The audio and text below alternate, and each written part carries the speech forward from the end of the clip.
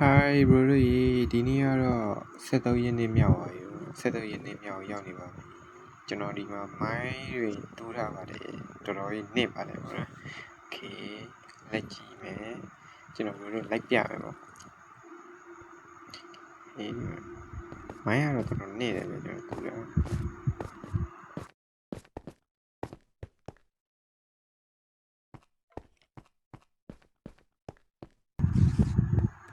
ကဲဒီနားမှာတတွင်းတူးမယ်ဗျာမိုင်းတတွင်းပြီးတူးပါဟိုဖက်ဒီဗီဒီယိုရှိနေမှာဆိုတော့ကျွန်တော်မြင်ရတာမယ်နော်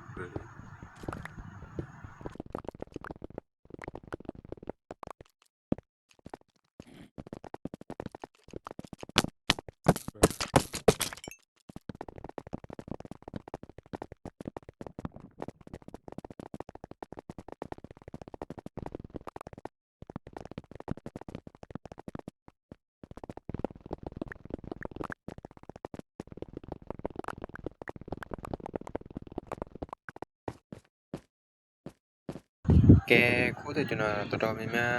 အချိန်ကြာနဲ့တူလာတာအိုင်ရောတွေတော်တော်များများရပါတယ်ကဲလာမယ့်ဆက်လေးရင်းနဲ့ကြာရင်ပြန်တွေ့ကြမယ်ဘရိုတို့ကဲဒါတော့ဆက်လေးရင်းနဲ့ရောက်ပါပြီဒါကျွန်တော်တူးလာတဲ့မိုင်းတူးလာတဲ့နေရာရဖြစ်ပါတယ်နေရာရတော်တော်ကျယ်တယ်ဗျဒီမှာဟိုဆင်းတဲ့လမ်းရောက်ဆိုပြီးလေးတွေကျွန်တော်လာကြည့်တယ်ကျွန်တော်ဆောင်းရရုပ်ချိုးလို့ရောက်ပါတယ်ကျွန်တော်လာစောင့်နေကြတယ်14ရက်ဆိုတော့တွင်းနေပါကျွန်တော်တော်တော်တိုးတက်လာတယ်ဘရိုတို့ကြီးပေါ်တက်မယ်ပေါ်တက်မယ်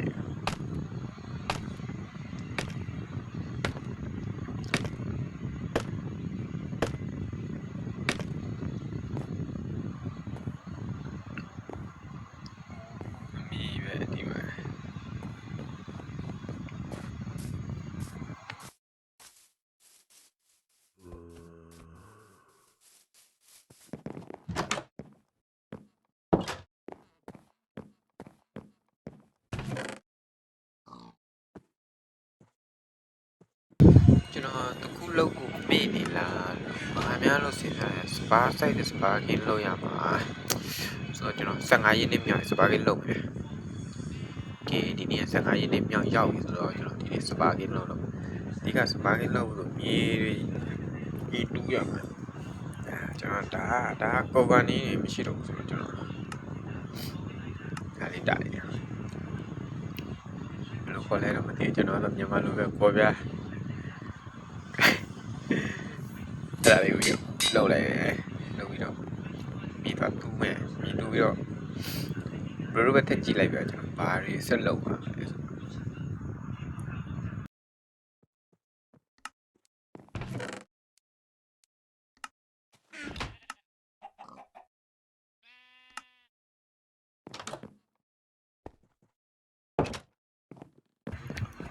မြေတူးမယ်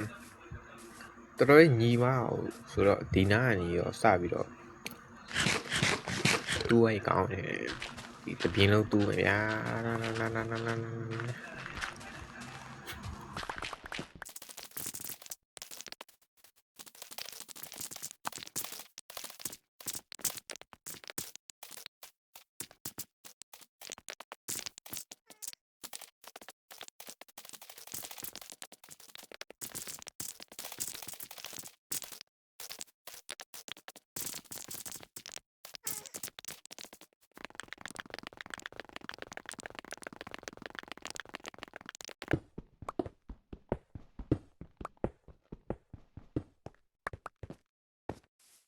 ကျွန်တော်ဒီမှာသွားလာလုပ်နေတဲ့ခါးလေးကျင်းနေဆိုတော့ကျွန်တော်ခါးလေးကြည့်အောင်လုပ်လိုက်မယ်ချဲထုတ်လိုက်မယ်ခါးလေးကိုချဲပြီးဒါလေးထိုင်မယ်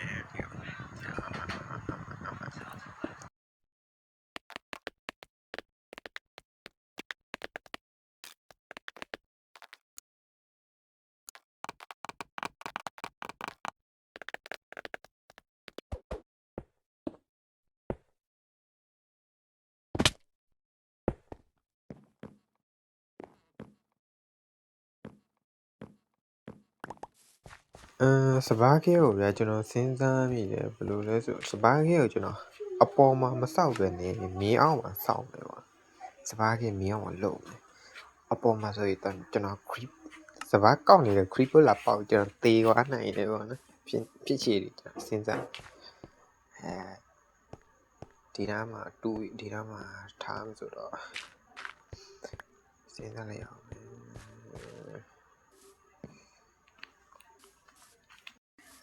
ကျွန်တော်ဟိုဖြစ်တဲ့အရာတွေဆိုကျွန်တော်ဗီဒီယိုဖြတ်ထားမယ်နော်ဗီဒီယိုဖြတ်ပြီးတော့ကျွန်တော်အနေနဲ့ပြမယ်ဒါမှမဟုတ်ဗီဒီယိုကတနားရီလောက်တော့ဖြစ်သွားနိုင်မှာ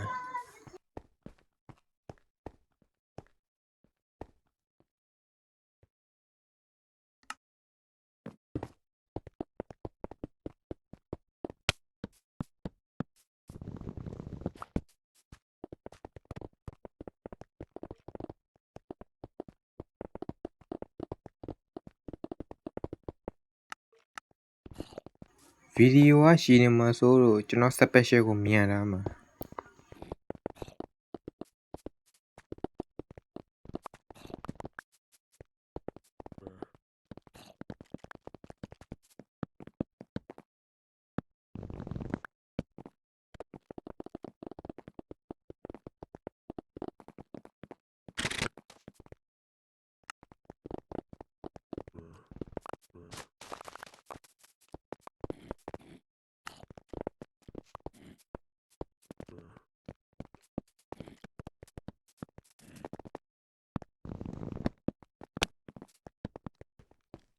ကဲခုဆိုတော့ညရောက်ပြီဆိုကျွန်တော်လည်း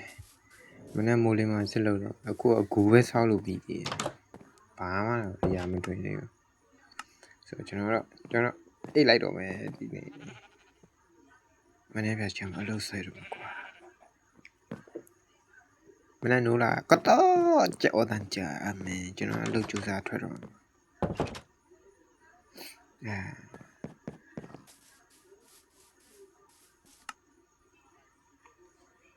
ဘာရင်းများလိုနေလဲကျွန်တော်စက်ကြည့်တယ်အမ creeper နဲ့ကျွန်တော်နဲ့တွေ့တယ်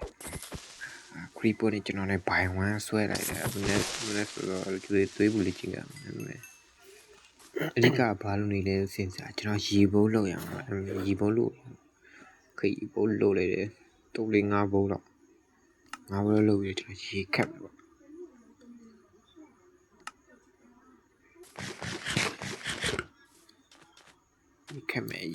ရေခတ်မယ်ရေရှိစပရှယ်အစ်စခရီယို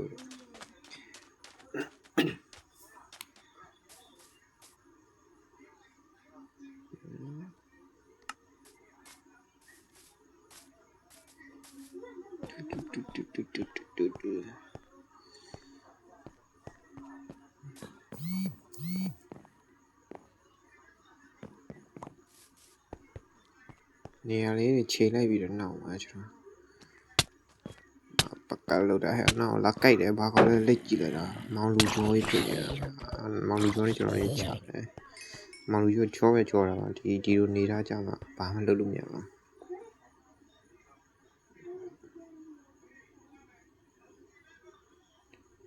တော့ဒီနားမှာလည်းမိုင်းတူးတော့မယ်ဆိုဒီနားမှာလည်းမြန်မှရတော့မှာမမြန်ရင်မရတော့စောင့်ရင်ကိုမြန်မှရမှာ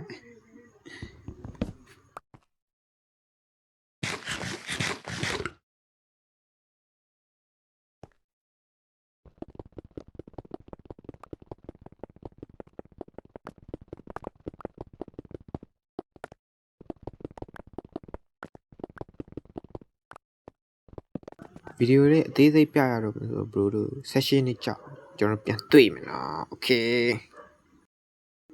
ကဲ yo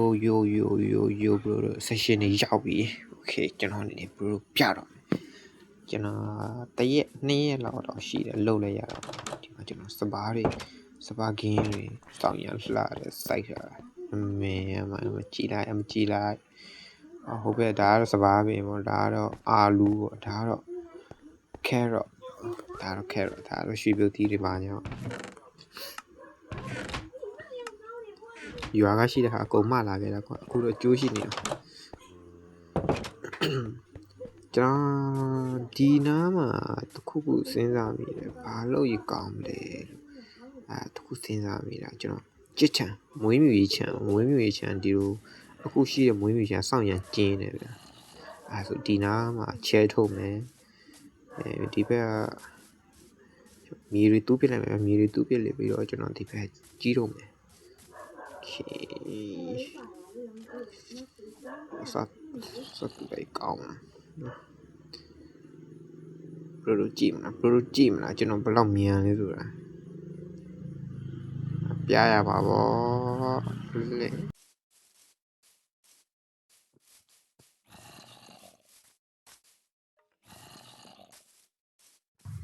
ဆွဲမယ်လုပ်ငန်းလေးစလိုက်တော့တူးမယ်ကျွန်တော်ကဗီဒီယိုအများကြီးပဲမြန်နေမှာဆိုဘလို့ခဏလေးကြီးတဲ့တူရစောင့်ရန်ကောင်းလူဝေသွားတယ်အဲ့ဆိုမမြန်တော့မြန်မာလူကြီးကျွန်တော်မြန်မာလူကြီးပဲဖြတ်တော့ဗီဒီယိုလေးဖြတ်လိုက်တော့တပိုင်းဖြတ်မယ်ဗျာနောက်ဖြတ်တာနောက်ပိုင်းမှာပြန်တွေ့မယ်ကဲဒါနောက်ပိုင်းရောက်လာပြီကျွန်တော်တူးလို့ပြီးပြီလားမပြီးသေးဘူးဘလို့ခံမှန်းကြည့်မြင်နေမလားပြီးသွားပြီ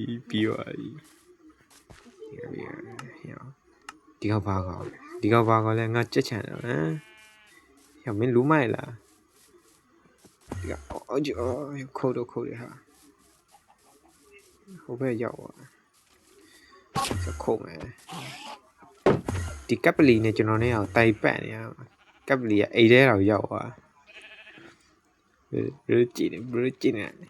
ဒီကအိတ်ထဲရောက်နေတာမင်းဖူးဆိုမြင်မလားဟိုမှာဆိုအိတ်ပေါ်တက်ပြီးတော့ကျွန်တော်ကပ်ပလီကိုအသေးတက်မှာ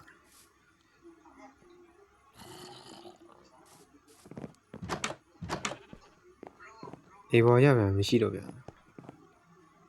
Oh my god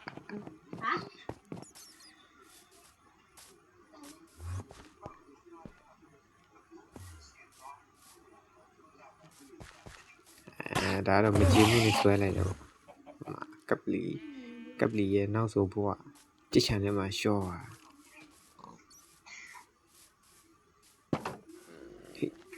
ဟုဟာတေးပါပြီဟေးမိုးကလည်းချုပ်နေပြီကွာဘလူးကြီးအဲ့အစ်လာတယ်ဒီမှာ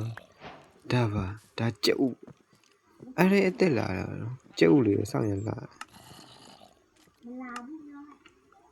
ဟိုဒီ Minecraft DR တွေမှာစောင့်ရလာတယ်ဟာ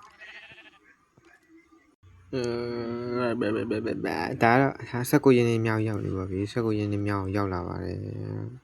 ကျွန်တော်ညကြက်ဥလေးကြိုက်ပြီးတော့နေနေတာဝက်ထွက်ပြေပါကျွန်တော်ဝက်လေးဝက်တကောင်နဲ့အဖော်မရှိပဲဖြစ်နေကျွန်တော်အဖော်များရမလား shop ပတ်ရှာလိုက်ဘယ်တကောင်မှမရဒီဝက်မရှိဆိုဒီဝက်ပဲကျွန်တော်ခေါ်လာခဲ့တယ်ဟိုဒီမင်းလာမိုးချိုးတော့မယ်ငါတို့မိုးချိုးသွားရင်ငါတို့မောင်လူကျော်တွေငါတို့ဝိုက်ကိုက်လိုက်မယ်လာခဲ့ဟဲ့မောင်လူကျော်တွေကြောက်တာလာပါဝက်လီယာဝေးလာခဲ့မင်းလာခဲ့โอเคတော်တယ်အော်ရ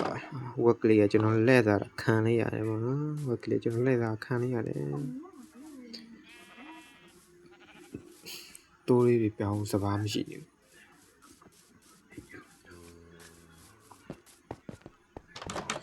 ကျွန်တော်စပါးလာနိုင်စပါးကလေးရိပ်ပေါ်ရနေပြီစပါးရေးတယ်မှာတပင်းပဲရှိတယ်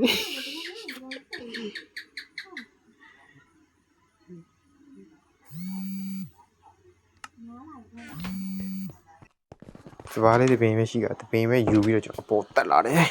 သူရင်ကောင်းဆက်ဆံ哦တိုးလေးတွေကျွန်တော်လည်းတိုးလေးတွေလှည့်စားခံရတော့မယ်ပလီယာလက်ကတိုးလေးလှည့်စားခံရတော့မယ်တိုးရလဲကြည့်ပါကြည့်နေဘလို့တိုးကညံ့နေတာအမှညံ့နေတာအမှပဲကြည့်လိုက်တော့ရှိတော့လေမြန်လာသားပါတကောင်ရိတ်တော့အမတကလာညံ့ပြန်ပြီ ငါတကယ်ကိုစိတ်မရှိတော့လား Damn bro အခုမဝင်လာကြတယ်ကွာ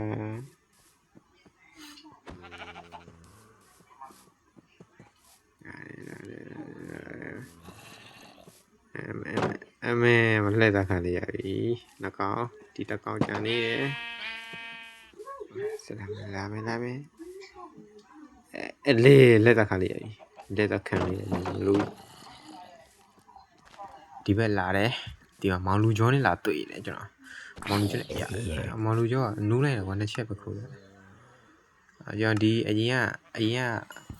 လောက်တာမွေးမြူရေးကျွန်တော်နေဖြတ်မယ်ဒါတွေအကုန်ဖြတ်ပြီးတော့နိုင်ရကားမယ်ဗျာ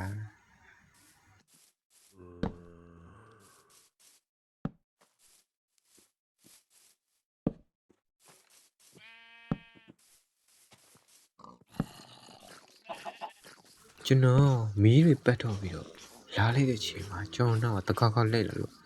ကြည့်လိုက်တဲ့ချိန်မှာဟာခရီပါပေါ့နော်အရှင်မကျွန်တော်နေခရီပါနေချတယ်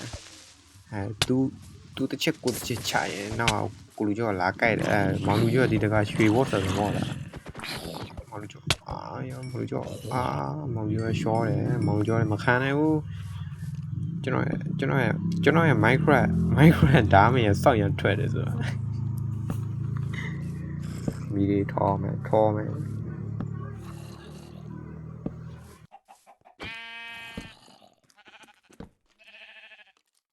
ဒီအရင်ကကျွန်တော်စောက်ခဲ့တဲ့မွေးမြူရေးချံကိုကျွန်တော်ဖြတ်မယ်ပါဒီဟာကိုဖြတ်ပြစ်လိုက်မယ်မလို့တော့ဘူးဒါငယ်တယ်ဖြတ်โอเคဗီဒီယိုရှိတယ်မဆိုးတော့ကျွန်တော်ဒီမှာဖြတ်လိုက်မယ်နော်โอเคဒါဖြတ်လို့ပြီးပြီဒီမှာကျွန်တော်အတိုးတွေတော့ဆက်သားနေပြီဒီနေ့မှနိုင်ရကာပြစ်လိုက်မယ်နိုင်ရကာလိုက်နည်းနည်းလှအောင်ကျွန်တော်ဒီနိုင်ရကာပြီးကျွန်တော်တခုစဉ်းစားပြီကျွန်တော်အဖော်မရှိဘူးအဖော်လေးရှာဖို့ကျွန်တော်ခွေးကလေးတစ်ကောင်မွေးလို့ရအောင်ကျွန်တော်အဓိက security တက်ပြီးတော့ကျွန်တော်အယိုးတွေယူမရဒါပြီးတော့ကားလိုက်မှာကိုလူကျော်ကျွန်တော်အပြင်မှာကျိုးစိုးနေလောက်ပြီခုဆိုဒီမောင်လူကျော်ချတယ်မောင်လူကျော်နဲ့ဘိုင်ဝမ်ချတယ်ကျိုးတယ်ဒီ security ကျွန်တော်ခွေးကလေးအပေါ်လေးရှာဘူး security ဟိုမှာတွေ့တာနဲ့ကျွန်တော်တုံ့မဆိုင်နေဘူးဗျ security တို့နဲ့ချတယ်ဒါပေမဲ့ဒီ security တို့ကပို့ဆိုးတယ်လောကနီးကက်လို့ပဲ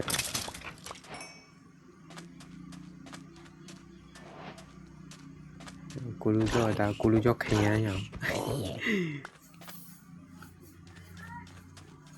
ကျော်ဆက်တွေ့ရကြတယ်တွေ့ရတော့ကိုင်းစပိုင်စီနဲ့လာပင်ကူနေတွေ့တယ်ပင်ကူလည်းတက်တယ်ဘာကောင်းမှမရှောင်ဟုတ်တယ်အဓိကစကင်နေတော့ကျွန်တော်ပြစ်မှန်လာရောင်းရဖတ်တိုက်ချနေရတော့ကျွန်တော်ပစ္စည်းပြည့်နေတာဒါကြောင့်မဝင်တာပေါ့ဟိုမှာပစ္စည်းရစားပြည့်နေရောက်ဘိုင်းလေအတန်ကြားလိုက်တယ်ရောက်ကြီး creeper အေးကြိုက်တယ်ရောက်ကြီးဇွန်မီသားလေးကြိုက်တယ်စကလက်လည်းပြည့်တယ်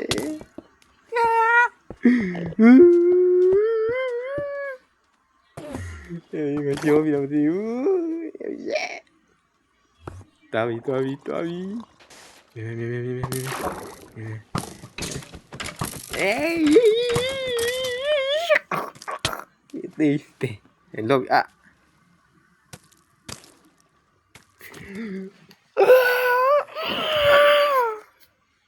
ဒါတော့ကျွန်တော်ရဲ့ Minecraft ရဲ့အစုပ်သက်ပဲဖြစ်ပါတယ်